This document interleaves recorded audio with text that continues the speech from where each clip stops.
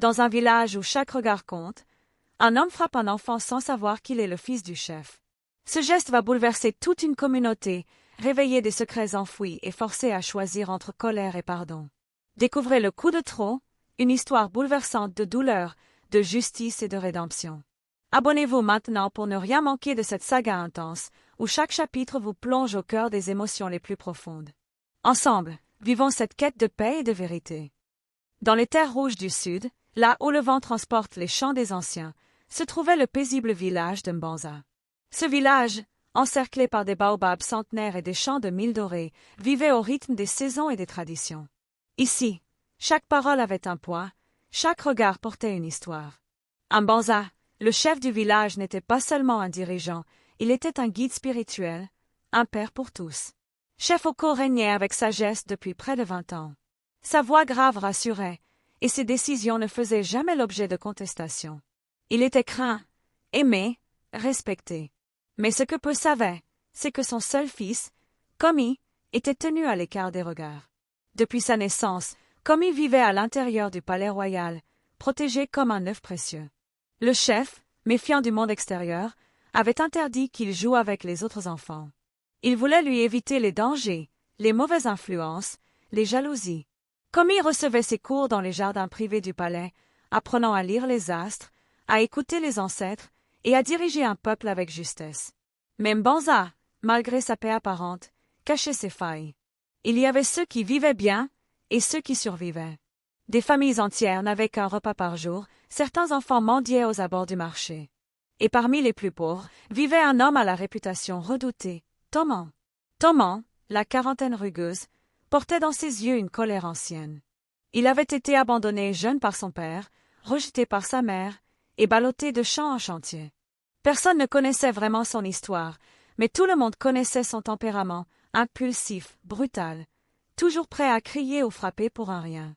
Il vivait seul dans une petite case en argile au bout du village, survivant de petits travaux et de la vente de bois. On disait de lui, méfiez-vous de Toman. Même une mouche sur son riz peut lui faire renverser la marmite. Ce jour-là, le soleil brillait sans pitié. Les coqs chantaient encore, et les femmes balayaient les cours. Personne ne savait que ce jour allait bouleverser le destin de Mbanza. Un enfant allait sortir du palais. Un homme allait perdre le contrôle. Et un coup de trop allait réveiller tout un village. Il y a des hommes que la vie n'a jamais caressés. Toman était de ceux-là. Né dans le dénuement, il avait grandi sans père et avec une mère accablée par les malheurs. Très tôt, il avait dû se battre pour manger, pour dormir, pour survivre. Chaque gifle de la vie avait laissé une marque sur son âme, le rendant dur, méfiant et sauvage. Pour lui, le monde était une jungle, et il fallait frapper avant d'être frappé. Toman n'avait pas de femme, pas d'enfant, pas de famille. Sa seule compagnie, c'était sa machette, son fagot de bois, et parfois une calebasse de vin de palme pour oublier la douleur d'exister. Quand il passait dans les ruelles du village, les enfants s'écartaient. Même les adultes baissaient les yeux. « C'est pas un homme, c'est un volcan », disait souvent la vendeuse de beignets. Le vieux Maïdou, qui avait travaillé avec lui au champ, racontait. Un jour, son âne s'est arrêté en pleine route. Toman l'a tellement frappé que la corde s'est rompue. Il a laissé le bois là et est rentré en hurlant comme un lion blessé. Ce matin-là, Toman s'était levé plus nerveux que d'habitude. La nuit avait été courte, les moustiques nombreux, et son ventre grondait. Il n'avait rien mangé depuis la veille. Dans sa case, il prit son vieux sac, jeta quelques bûches sur son épaule et sortit. Direction le marché de Mbanza, pour vendre du bois. Mais les clients étaient rares en ce moment. Et quand il n'avait pas d'argent, la faim rendait Toman encore plus irritable. Il avançait dans les rues avec des pas lourds, balayant du regard les enfants qui jouaient au bord du chemin, les femmes qui marchandaient les légumes, et les vieux qui discutaient à l'ombre du fromager. « Gens paresseux », marmonna-t-il, toujours assis à parler. Il arriva près de la grande place du village, où les enfants mendiants se rassemblaient parfois. C'est là que ses pas croisèrent un petit garçon qu'il n'avait jamais vu. Un enfant aux vêtements poussiéreux, qui marchait lentement, les yeux pleins de curiosité. Le regard de Toman s'assombrit. Encore un petit vagabond venu mendier et gêner les honnêtes gens? Il ne savait pas que cet enfant n'était pas comme les autres. Il ne savait pas que ce regard innocent appartenait au fils du chef. Il ne savait pas que ce jour allait être le tournant de sa vie. Dans les murs silencieux du palais royal, Komi, le fils du chef Oko, tournait en rond. Âgé de 10 ans, le jeune garçon n'avait jamais mis le pied dehors sans escorte. Il connaissait les proverbes, les lois, les coutumes, mais il ne connaissait pas son peuple. On lui avait tout appris, sauf à voir la vraie vie. Un jour, tu seras chef, Komi, lui disait son père. Et pour régner avec justice, il faut d'abord écouter les anciens, observer les jeunes, sentir le vent du peuple. Mais comment sentir ce vent, enfermé entre les murs? Komi en avait assez d'être traité, comme un petit roi. Ce qu'il voulait, c'était être un garçon comme les autres.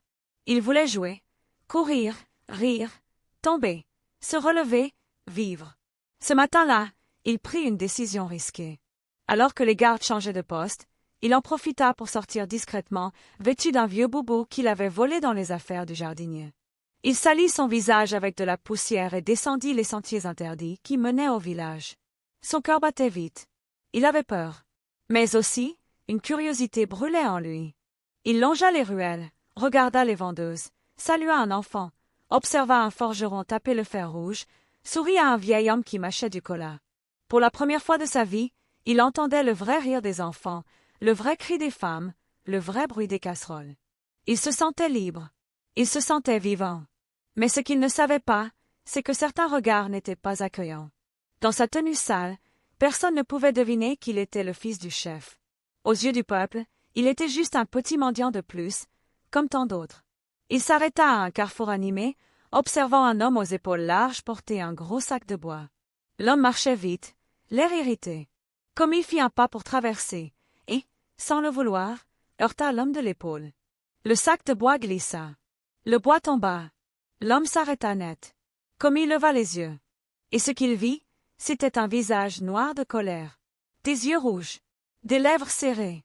Il venait de réveiller le volcan. Komi recula d'un pas, les mains tremblantes. Le bois était éparpillé au sol, et l'homme devant lui semblait prêt à exploser. Autour, quelques vendeuses s'arrêtèrent de parler. Un silence lourd s'installa dans ce coin du marché où tout, d'habitude, grouillait de vie. Thomas fixa le garçon de ses yeux noirs comme la nuit. « Toi là, tu es aveugle ou quoi ?» Komi voulut s'excuser, mais aucun mot ne sortit de sa bouche. Il n'avait jamais été confronté à une telle violence, à une telle intensité. Il ne savait pas que, dans les rues de Mbanza, la moindre erreur pouvait coûter cher. Petit vaurien comme toi, c'est partout maintenant. Vous marchez sans regarder. Vous pensez que les vieux vont se courber devant vous. Thomas s'approcha d'un pas sec, et sans attendre de réponse, il leva la main. Clac! La gifle retentit comme un coup de tonnerre. Komi tomba au sol, la joue en feu, les larmes aux yeux. Il ne cria pas. Il ne gémit pas. Il resta là, choqué, figé, les mains sur son visage. Autour, personne n'osa intervenir. Une vieille marchande soupira, secouant la tête. Thomas a encore frappé. Mais cet enfant-là, je ne l'ai jamais vu. Un jeune garçon, témoin de la scène, se pencha vers Komi et murmura. « Tu dois partir. Avant qu'il ne recommence. » Komi se releva péniblement. Son corps tremblait. Son cœur battait fort.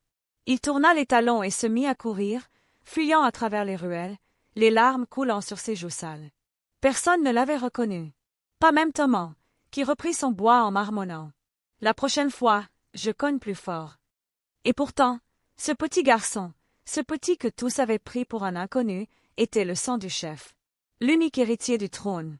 Celui que tout le village aurait dû protéger. Ce jour-là, l'enfant avait goûté à la violence du peuple. Mais le peuple allait bientôt goûter à la colère du chef. Le soleil s'élevait lentement au-dessus des collines, jetant une lumière dorée sur les toits de chaume de Mbanza.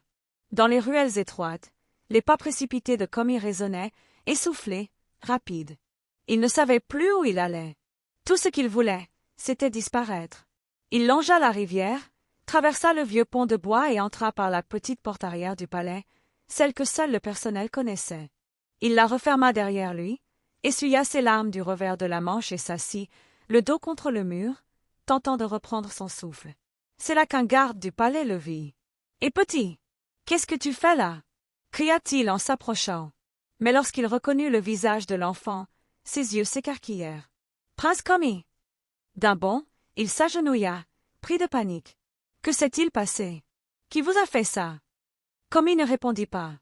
Il fixait le vide, encore sous le choc. Sa joue était enflée, rouge, marquée. Il tremblait, les vêtements sales, les pieds écorchés. On n'aurait jamais cru qu'il venait de la lignée royale. Le garde courut immédiatement alerter le chef Oko. Quelques instants plus tard, dans la grande salle du palais, le chef entra d'un pas précipité, suivi de ses conseillers. En voyant l'état de son fils, son cœur se figea. Il tomba à genoux devant Komi et le serra contre lui. « Mon fils, qui t'a fait ça ?» Komi, les yeux pleins d'eau, murmura. « Un homme, un villageois. Je suis sorti. Je voulais voir le vrai peuple.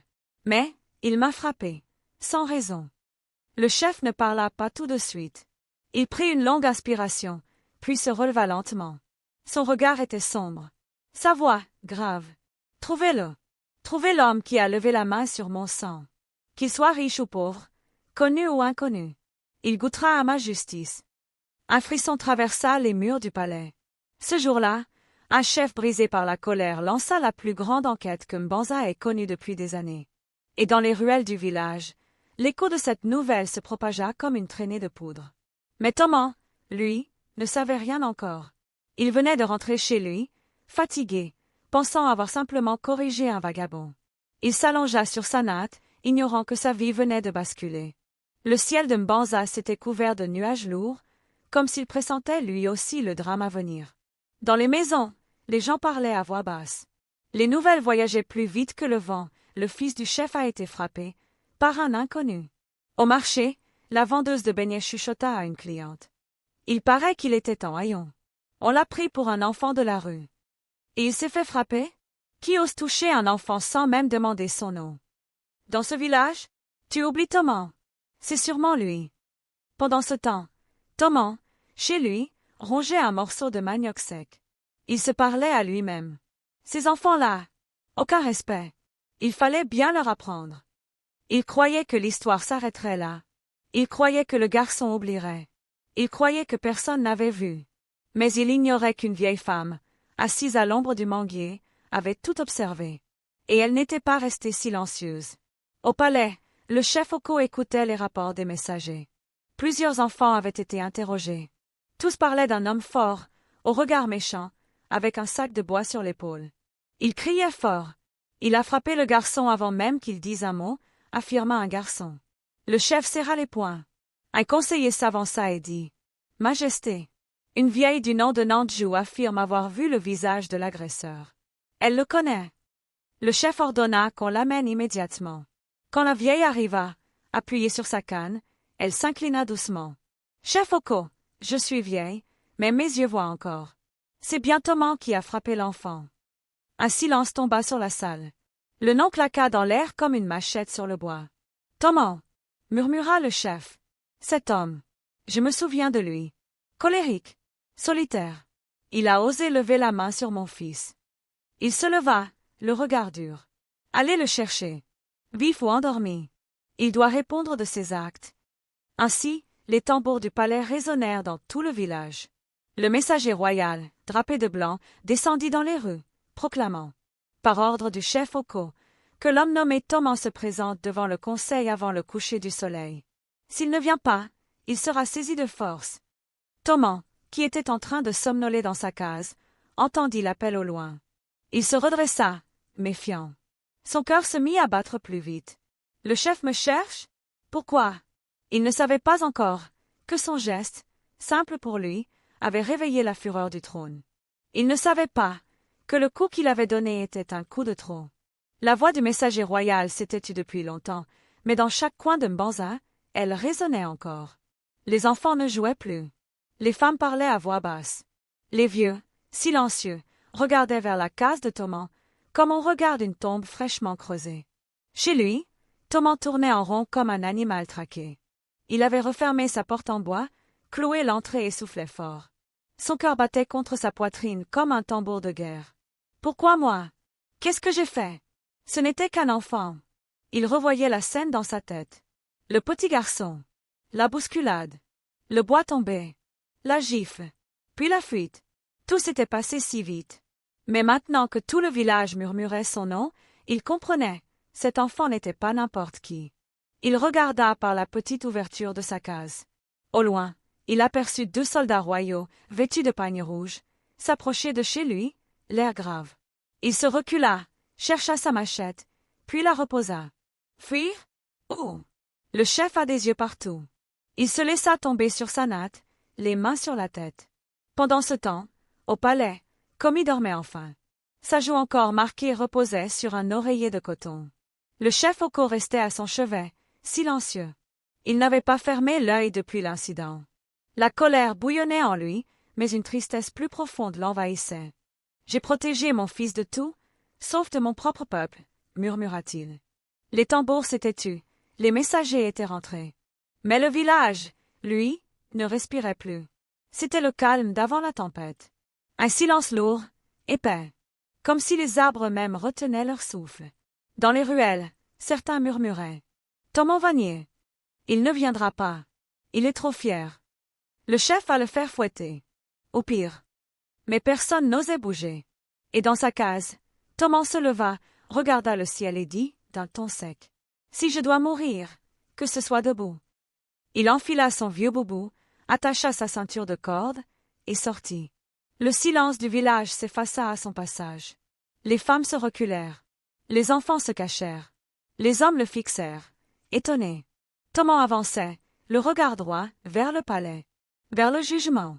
Pendant que Toman marchait lentement vers le palais sous les regards lourds du village, le palais, lui, était en ébullition.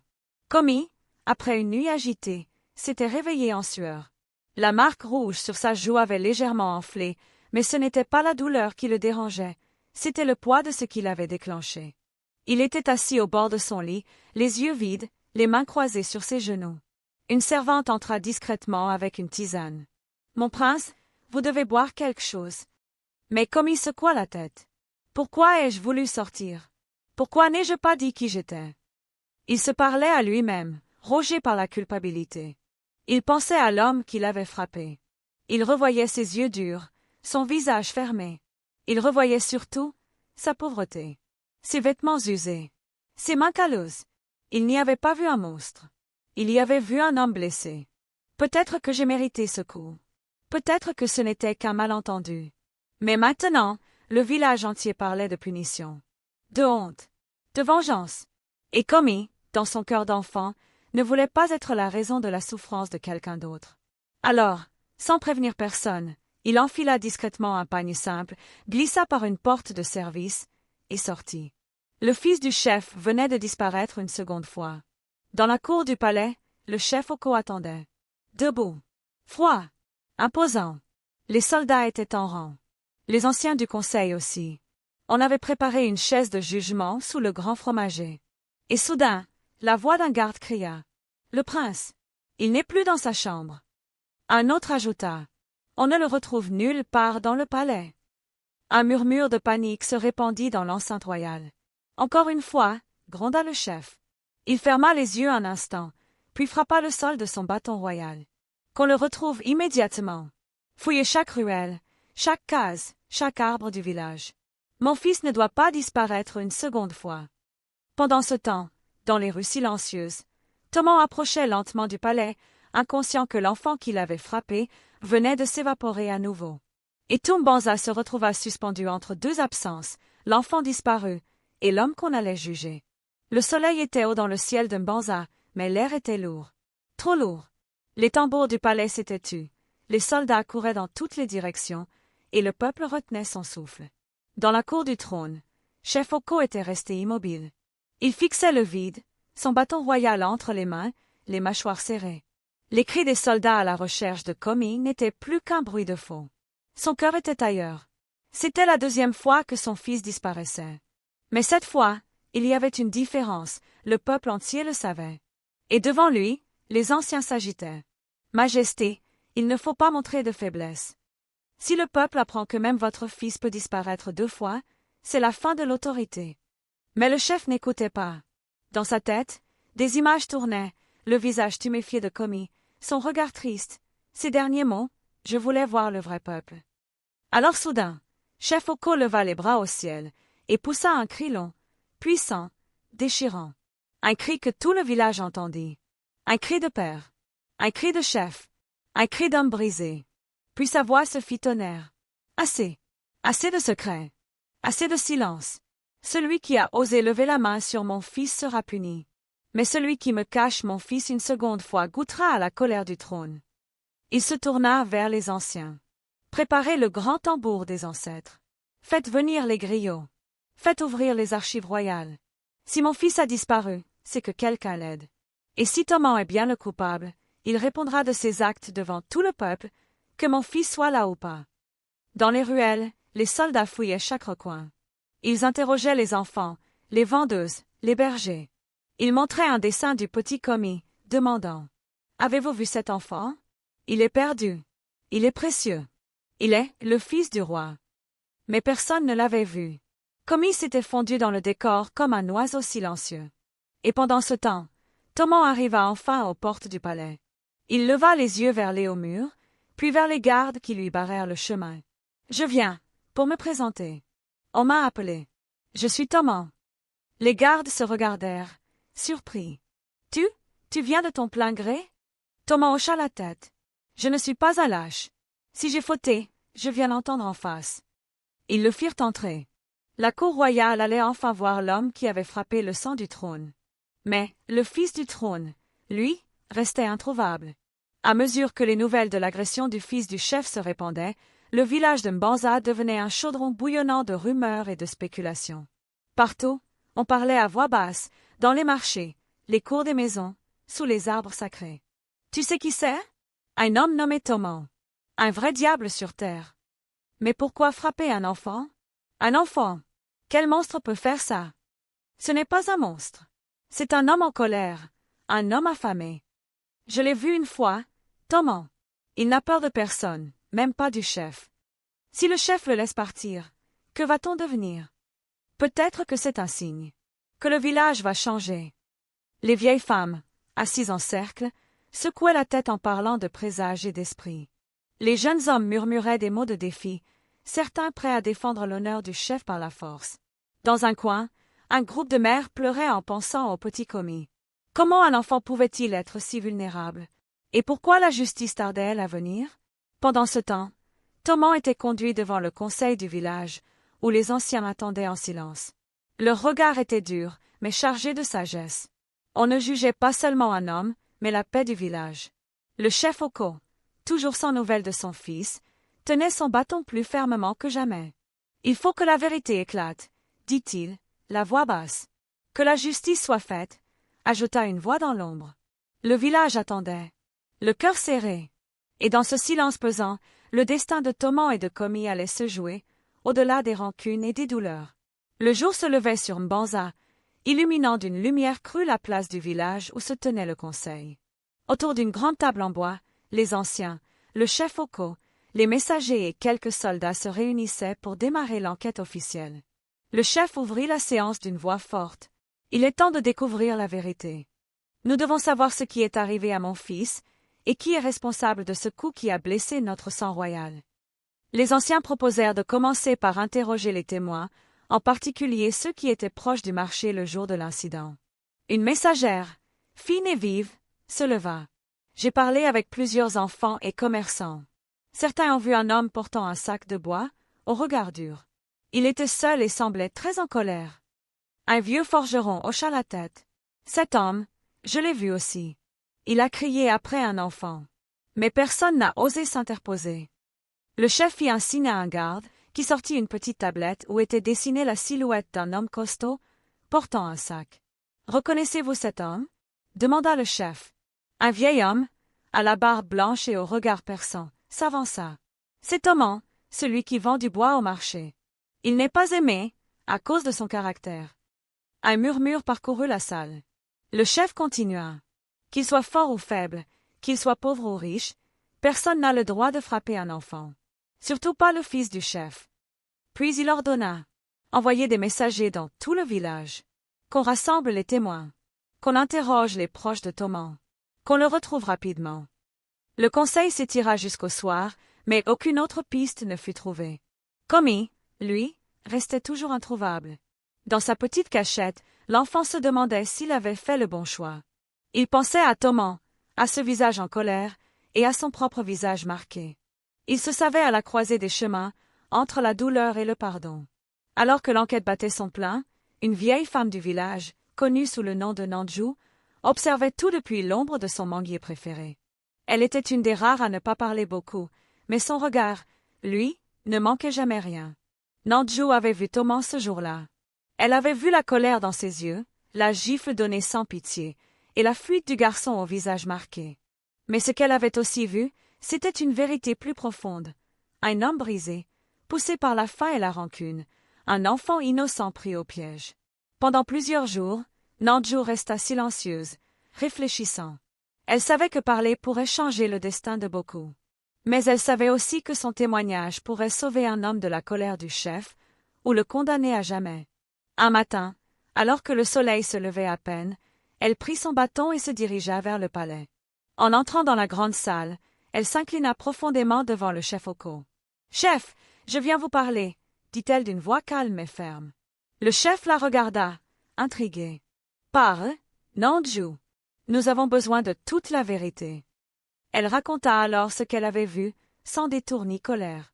Elle parla de la faim qui rongeait Thomas, de sa solitude, de sa douleur cachée derrière la violence.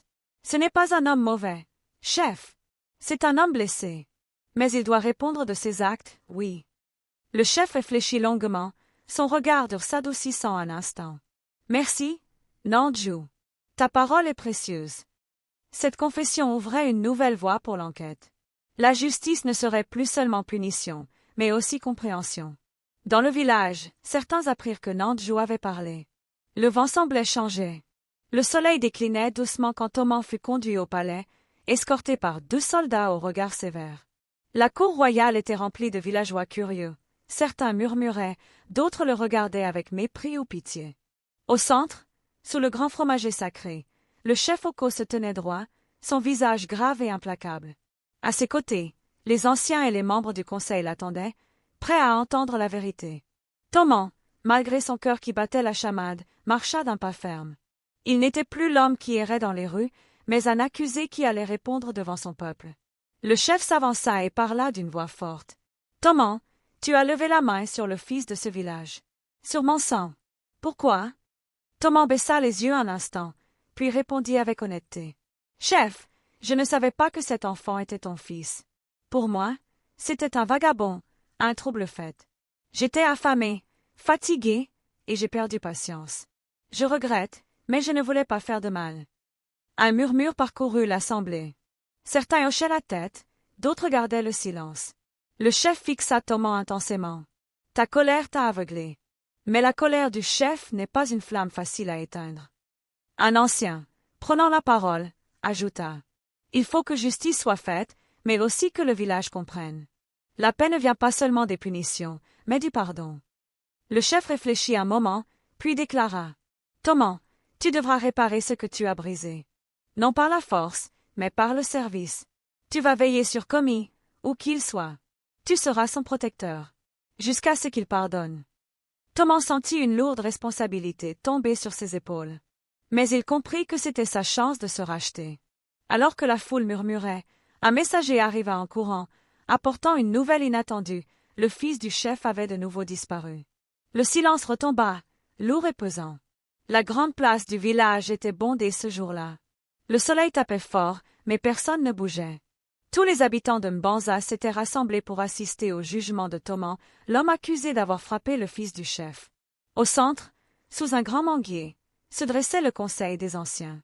Le chef Oko, majestueux et solennel, s'avança, son regard pesant sur l'assemblée. « Peuple de Mbanza, » commença-t-il d'une voix grave, « nous sommes réunis pour rendre justice, mais aussi pour préserver la paix et l'honneur de notre village. » Il fit un signe, et Thomas fut amené devant lui.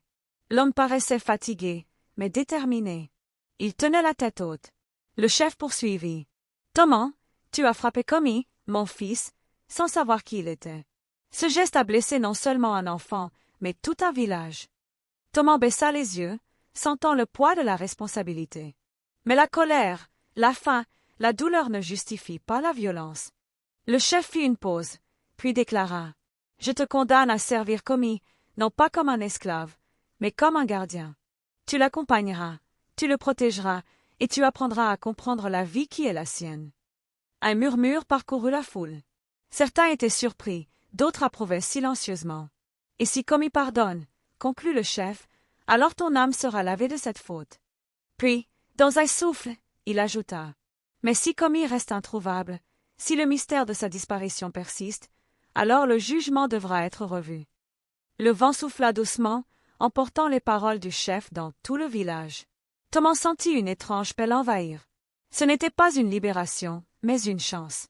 Une chance de renaître. Les jours passèrent lentement dans le village de Mbanza. Thomas, désormais gardien de Komi, errait à la recherche de l'enfant disparu. Chaque ruelle, chaque recoin, chaque visage était scruté, dans l'espoir de retrouver celui qui portait la marque de la royauté et la douleur d'un coup reçu. Komi, lui, vivait caché dans une vieille case abandonnée, loin des regards, loin des jugements. Il regardait le soleil se lever et se coucher, pensant aux événements qui avaient bouleversé sa vie. Il ne savait pas encore s'il pouvait pardonner à l'homme qui l'avait frappé. Son cœur d'enfant était blessé, et ses rêves étaient hantés par la violence. Un soir, alors que la lune éclairait timidement la savane, Thomas s'approcha doucement de la cachette de Komi. Il tenait dans ses mains un panier de fruits, un geste simple, mais chargé d'espoir. « Komi, murmura-t-il, je suis venu pour te protéger. Pas pour te faire du mal. » Komi releva les yeux, surpris et méfiant. « Pourquoi devrais-je te faire confiance? Tu m'as frappé. » Thomas baissa la tête, les yeux pleins de remords. « Je sais, et je le regrette profondément. Mais la colère est un poison qui ne guérit rien. Je veux réparer, Komi. Je veux que tu sois en sécurité. » Le silence s'installa entre eux, lourd et pesant. Puis, lentement, Komi tendit la main vers le panier. « Je veux bien essayer. » Ce simple geste brisa la glace entre eux. Le chemin vers le pardon serait long, semé d'embûches, mais il avait commencé. Les jours suivants, Thomas accompagna Komi hors de sa cachette pour le ramener doucement vers le village. Chaque pas était une victoire, chaque regard échangé, un pas vers la confiance. Komi redécouvrait peu à peu les rires des enfants, les senteurs du marché, la chaleur des sourires. Thomas, quant à lui, apprenait la patience, la douceur et la valeur de la responsabilité. Mais le chemin n'était pas sans obstacles. Certains villageois murmuraient encore, certains enfants se moquaient, et Komi gardait au fond de lui une blessure difficile à guérir. Un jour, alors qu'ils traversaient la place du village, un groupe de jeunes les accosta. « Alors, c'est vrai? Thomas veille sur le fils du chef maintenant ?» ricana l'un d'eux. Un autre lança. « Tu penses pouvoir racheter ta faute, vieux? » Thomas ne répondit pas. Komi, lui, sentit la colère remonter. Il serra les poings. Mais avant qu'une dispute n'éclate, il regarda Thomas et, dans un souffle, dit « Non, je veux avancer. » Ce jour-là, dans le regard du petit prince, il y avait une lueur nouvelle, celle du pardon. Et dans celle de Thomas, un espoir renaissait. Les jours suivants, la relation entre Thomas et Komi s'approfondissait. Pourtant, malgré les efforts et les gestes sincères, la méfiance restait présente, comme une ombre qui refusait de disparaître. Un matin, alors que le soleil baignait le village de sa lumière chaude, Komi décida de mettre Thomas à l'épreuve. « Thomas, si tu veux vraiment me protéger, alors prouve-le. » Thomas le regarda, surpris. « Que veux-tu que je fasse, mon prince? » Komi sourit faiblement, puis pointa du doigt la rivière qui serpentait à la lisière du village. « Il y a un pont fragile là-bas, il menace de s'effondrer. Plusieurs enfants jouent près de l'eau. Si tu peux les protéger, alors je saurai que tu es digne de ma confiance. » Sans hésiter, Thomas se leva et se dirigea vers la rivière. Sur place, il vit le vieux pont de bois craquant sous le poids du temps, avec plusieurs enfants qui s'amusaient sans se douter du danger. Il s'approcha calmement et lança un avertissement clair. « Venez plus loin. Ce pont n'est pas sûr. » Les enfants, d'abord surpris, comprirent vite le danger et s'éloignèrent. Thomas, avec patience, expliqua les risques et proposa même de réparer le pont avec l'aide des villageois. Lorsque Komi revint le voir, un léger sourire éclairait son visage. « Tu as fait ce que j'attendais. Merci, Thomas. » Un pas de plus vers la confiance. Avec le temps, la présence de Thomas aux côtés de Komi commença à changer la perception du village. Ce qui avait commencé comme un conflit mena à une collaboration inattendue. Les villageois, d'abord méfiants, virent en Thomas non seulement un homme repentant, mais aussi un protecteur sincère du fils du chef. Peu à peu, ils s'impliquèrent dans la restauration du vieux pont, sous la direction de Toman. Les enfants revinrent jouer en toute sécurité, riant aux éclats, tandis que les anciens partageaient des histoires de paix et d'unité. Un soir, autour d'un grand feu de camp, le chef Oko rassembla son peuple. « Banza est plus forte quand nous sommes unis, déclara-t-il. Que ce soit un enfant ou un homme, chacun mérite respect et protection. » Komi, assis aux côtés de Toman, regarda le feu danser. Son cœur s'était allégé. Il savait que le chemin du pardon n'était pas fini, mais la route était désormais éclairée. Le village, lui, reprenait vie. Malgré les efforts pour unir le village, une ombre persistait. Dans les coins sombres, certains murmuraient encore, rappelant les blessures anciennes. Toman, bien que désormais respecté, sentait parfois le poids du regard des autres. Son passé rude et solitaire le suivait comme une chaîne invisible. Un soir, alors que la lune éclairait faiblement les sentiers, un étranger arriva au village. Silencieux, le visage marqué par le voyage, il cherchait des réponses. Il se présenta au chef Oko, racontant des histoires oubliées sur les racines de Toman, sur les raisons qui avaient forgé son caractère. Ces révélations firent vibrer le cœur du chef. Il comprit que pour que le pardon soit complet, il fallait aussi guérir les blessures du passé. Ainsi, le village allait devoir affronter ses secrets pour pouvoir avancer ensemble. Le jour tant attendu était arrivé. Sous un ciel clair, Tumbanza s'était rassemblé sur la grande place pour célébrer la paix retrouvée entre Komi, Toman et le village tout entier. Le chef Oko prit la parole, sa voix résonnant avec force et émotion. Aujourd'hui, nous ne sommes plus divisés par la peur ni la colère. Nous sommes unis par le pardon et la compréhension. Komi, maintenant souriant et confiant, s'avança vers Toman. Il tendit la main, et avec un regard plein de gratitude, murmura « Merci, Toman, d'avoir été là quand j'en avais le plus besoin. » Toman, ému, prit la main du jeune prince. « C'est moi qui te remercie, Komi. Tu m'as appris ce que signifie vraiment le pardon. » Les villageois applaudirent, les enfants dansèrent, et les anciens chantèrent des louanges à la paix. Le passé, avec ses douleurs et ses erreurs, s'effaçait peu à peu, laissant place à un avenir lumineux. Et dans le cœur de chacun, une nouvelle histoire commençait.